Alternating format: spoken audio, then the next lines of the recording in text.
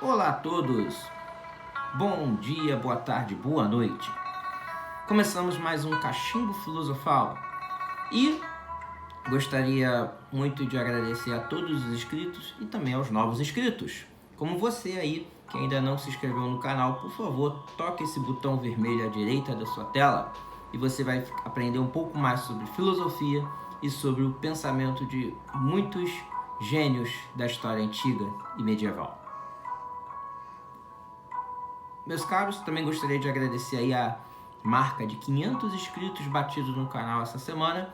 Eu tenho certeza que isso não seria possível sem a ajuda de vocês, sem a atenção, a contribuição, os comentários elogiosos. E que saibam que eu fico muito feliz com esse canal. Cada vídeo que eu faço pensando em vocês. E tenho certeza que vamos melhorar muito ainda.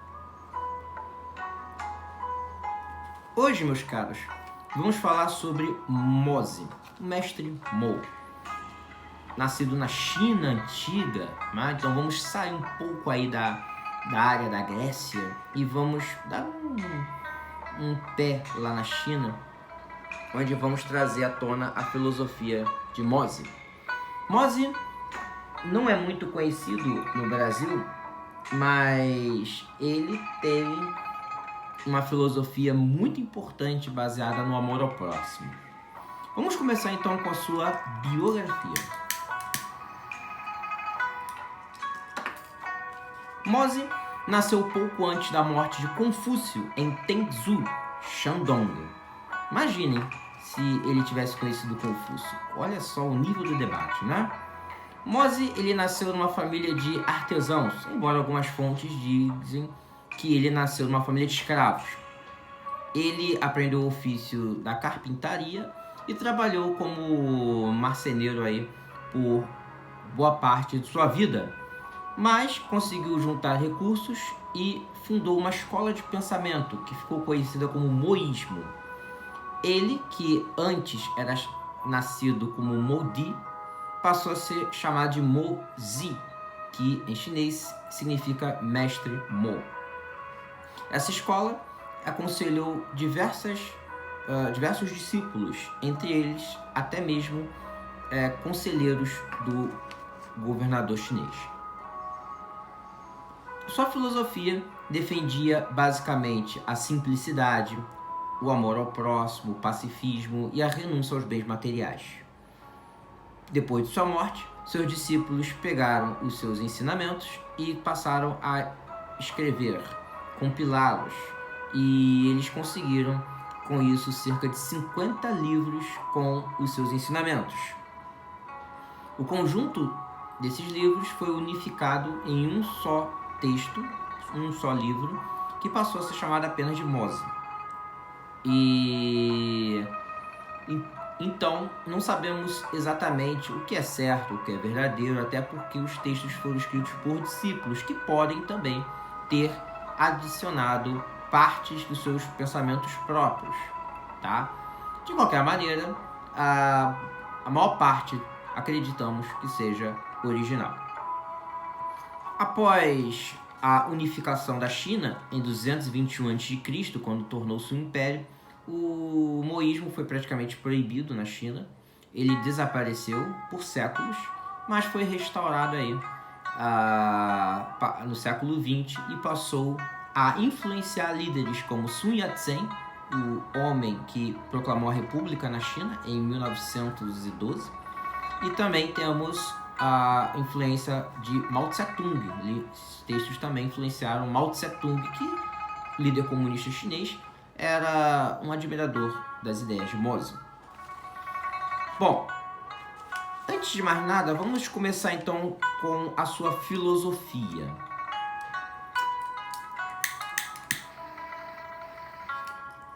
Antes de mais nada, primeiramente, precisamos falar de Confúcio. Confúcio, ele acreditava que havia uma grande importância nos rituais. Todos deveriam prestar muita obediência aos rituais. E também a burocracia do país, ou seja, os governantes, seus conselheiros, deveriam ser todos vindos da camada nobre, porque era uma camada que vinha com estudos, já tinha recursos, já era estudada, letrada. Então era, para Confúcio, uma camada digna de conseguir conduzir o país. Só que o Mozi vai repudiar isso.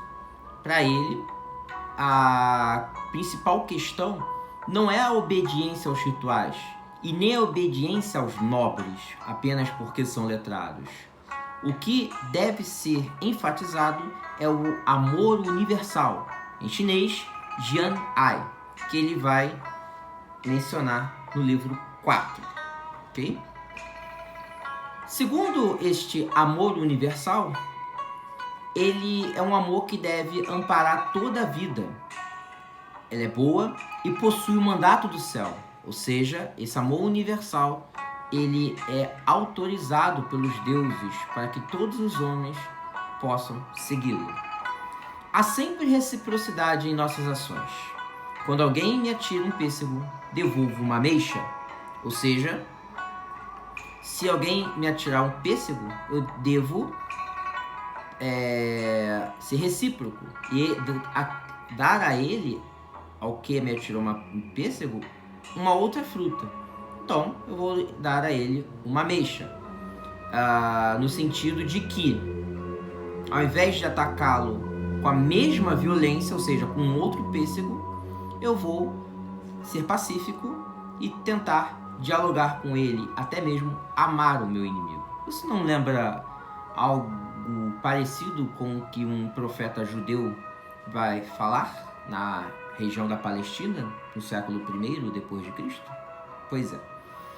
Esse pensamento de amor ao próximo e de reciprocidade, aplicado pelos governantes, evitaria o conflito e evitaria todas as guerras, porque todos os governantes seriam recíprocos um com o outro.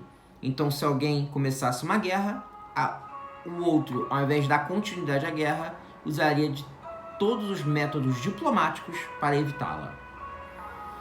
Quando aplicado por toda a sociedade, ou seja, quando a sociedade imita os governantes que estão praticando o amor universal, aquela sociedade se torna harmônica e extremamente produtiva. Sobre a política, e lembrando que Mozi também fez alguns textos, seus discípulos fizeram textos a partir de seus ensinamentos voltados para a política. Confúcio, antes dele, reconheceu a importância de uma classe administrativa para ajudar e aconselhar o governante. Acontece que Mozi vai dar um passo além disso, tá? Confúcio achava que apenas pessoas virtuosas e capazes podiam ser burocratas. E mais, essas pessoas só podiam vir de famílias nobres, porque essa nobreza de sangue conseguia passar o letramento para os seus descendentes. E seus descendentes letrados eram os mais dignos e virtuosos para conduzir a China, ou um país. Só que Confúcio acreditava que a virtude e a habilidade de uma pessoa vinha da tradição e que só podia ser dada pela nobreza. Mozi vai discordar do Confúcio nesse ponto e vai defender que qualquer pessoa, até um simples escravo, pode ser digna de conduzir um país.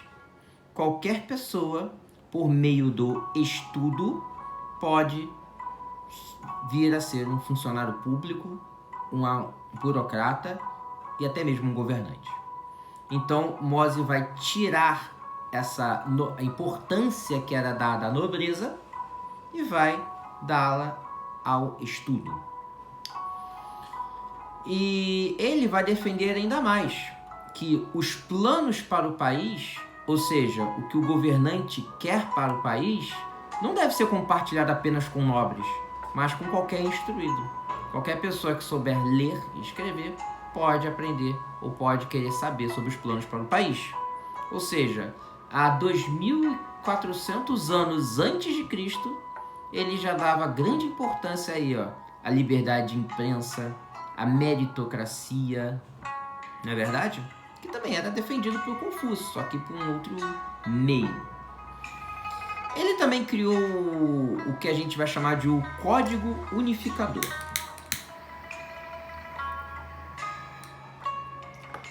O que seria esse Código Unificador?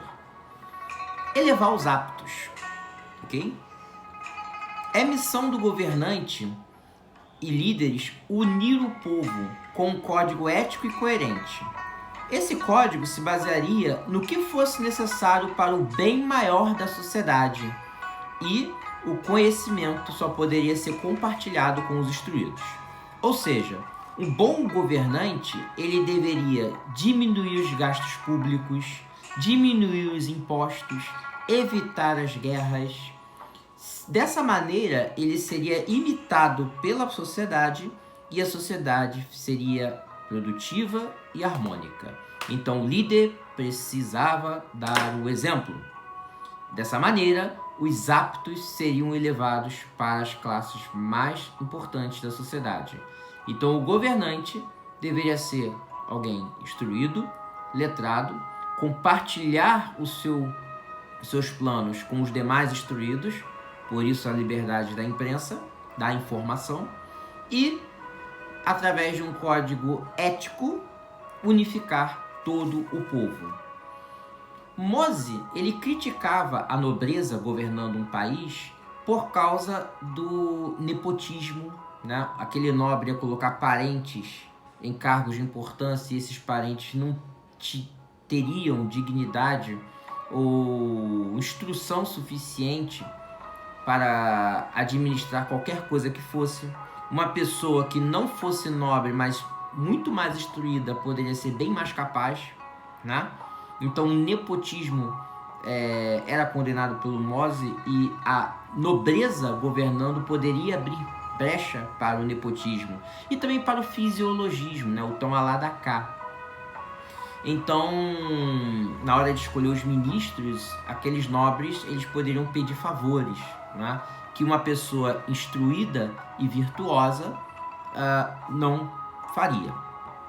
O governo precisava ser conduzido de tal modo que cultivasse a prosperidade do Estado para o bem-estar do povo em geral. Então, o governante não pode apenas administrar o país pensando no seu próprio benefício, na sua vaidade pessoal. O governante tem que abrir mão disso e fazer com que todo o povo colha os benefícios de uma boa governança. O bem-estar da população, em geral, é a meta de qualquer governante. Como eu falei, a influência de Mose dura até hoje. Todo governante, quando chega ao poder, ele promete muitas coisas, mas se falta-lhe virtude, se falta-lhe ética, se falta-lhe amor ao próximo, ele jamais vai conseguir entregar ao povo, compartilhar com o povo a prosperidade que aquele país merece. Meus caros, vou ficando por aqui. Espero que vocês tenham aprendido um pouco da filosofia de Mose e até o próximo Cachimbo Filosofal. Tchau, tchau.